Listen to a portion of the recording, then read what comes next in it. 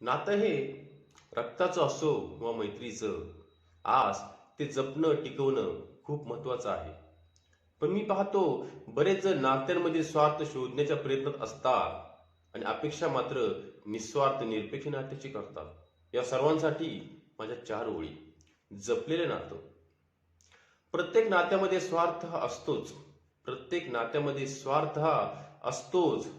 पण त्या नात्यांमधील तो स्वार्थही त्या नात्यांमधील तो स्वार्थही निस्वार्थपणे स्वीकारणे म्हणजेच नाते जपणे.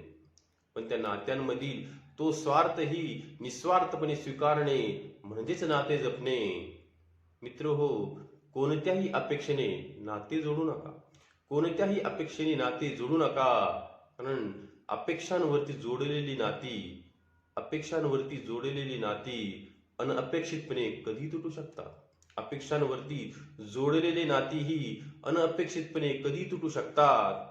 आणि निरपेक्ष निस्वार्थ नाती जपणारी माणसे आयुष्यात खूप कमी असतात. निरपेक्ष निस्वार्थ नाती जपणारी माणसे आयुष्यात खरंच खूप कमी असतात.